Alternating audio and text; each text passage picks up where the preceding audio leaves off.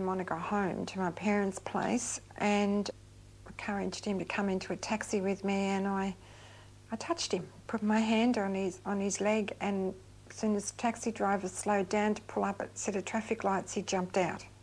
Last I saw of Richard, he was running as fast as he could, and I haven't seen him since. How long ago was that? 13 years ago. Then we just didn't see Richard again. Sometime later, I'd noticed that he was on the missing persons list.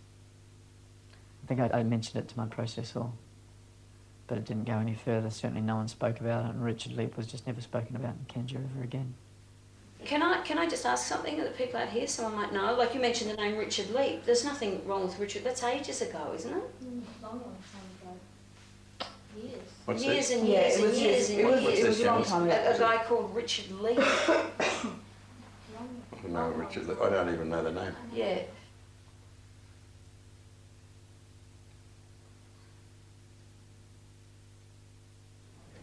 Welcome to the Thursday Night Workshop Jan, representing Ken and Jan.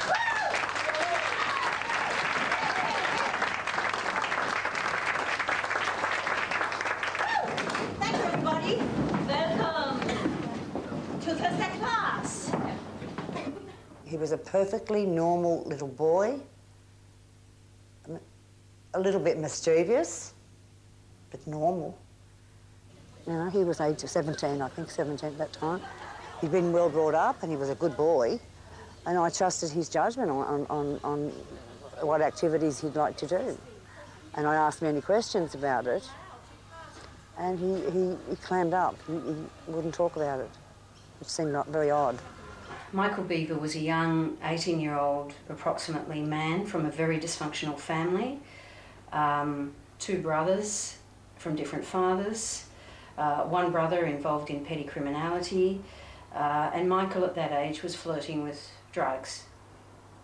He came across Kandja. He was a very dysfunctional young man himself. Wasn't he involved with kava? Yes, kava, all sorts of drugs, okay? I don't think I know anybody in my age group that once, at least in their life, didn't try marijuana and like a few beers. With one's peers, football. So I don't think that was a reason not to associate with his family.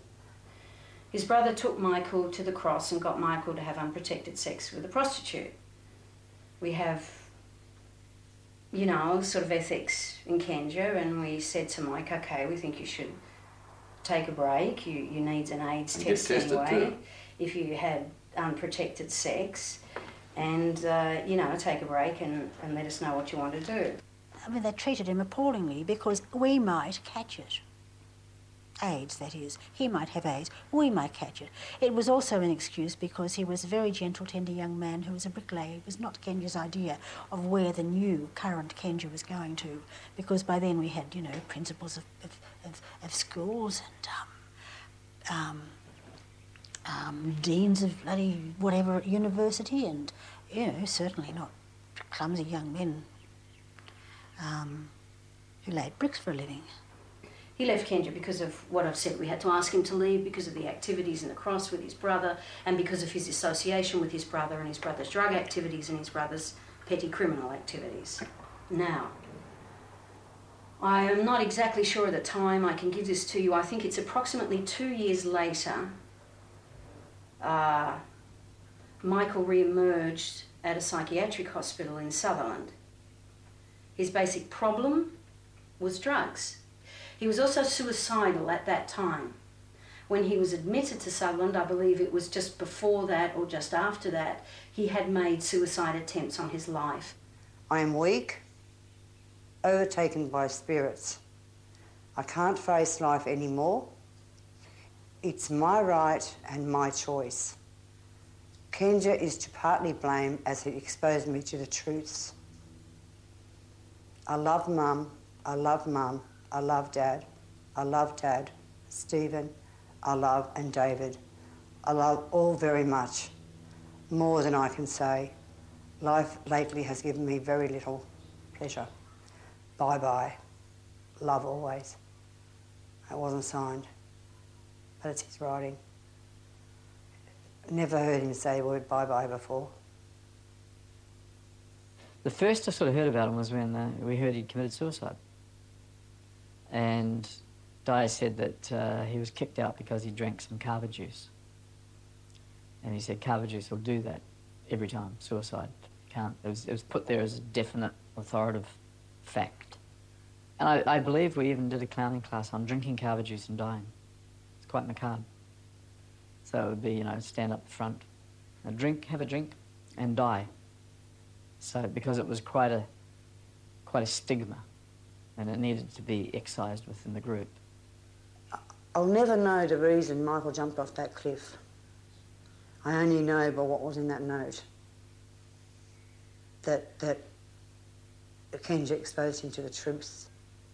Yeah, it's very, very hard. I'm 13 years down the track. There's not a day I don't cry.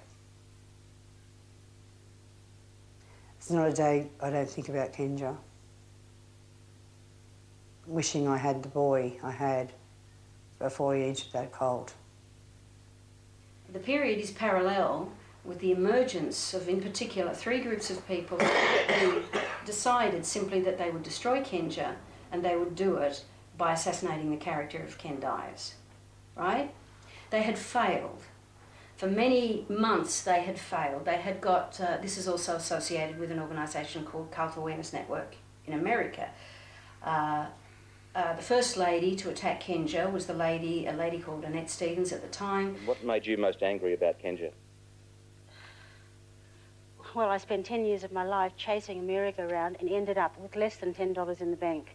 I'd lost contact with my friends, my family, and I was emotionally and psychologically distraught at the time I left Kνג'ה. It was her, 2 other people, including a Mr. Stephen Much. Some of them could be benign, some of them can be quite dangerous. New South Wales Upper House Liberal Stephen Much has become a political cult buster. Armed with hundreds of letters from former cult members, he's calling for a parliamentary investigation into Kνג'ה and scores of other Australian cults. I'm not frightened of failure. They got articles in the newspaper, what you call cult articles in the newspaper, attacking us as a cult, attacking Ken as a cult leader. They simply set a plan of how they would destroy Kνג'ה. Their plan didn't really work for about 6 months. The only way to destroy Kνג'ה is to destroy Ken. He said that's what these people are up to. And then they introduced the whole of this figment of imagination called cult aware. He said cult aware is out to get us. Cult Awareness Network is basically a hate group, which means they operate on hate, and the basic premise is like the Ku Klux Klan. If you've got anything wrong with you, it's because of these people over here. Let's blame these people. And they motivate hate, they motivate anger, and they give people an excuse for what's happening to them now. It's a big American company, it's over here, and it wants to wipe out cults and then start doing counselling work with everybody and make money. So there was all this motive for why it was happening. It was a bigger game than us. The police were in on it, the judges were in on it. When Michael Beaver suicides, the day after, Annette Stevens is in Sydney. Now, whether she came to Sydney, the timing is very interesting. Before he committed suicide or after, I don't know. One could ask questions. Where did he go when he left that psychiatric place? We know that he was in communication with cult-aware people. We know he was in communication with his mother. To commit suicide. Where did he go? They've already proved they're completely ruthless. And why was Annette Stevens in Sydney almost immediately? And was she there before or after he committed suicide? What actually happened is the big question. Now, the moment he committed suicide, their success began. They flaunted that suicide left, right and centre. And these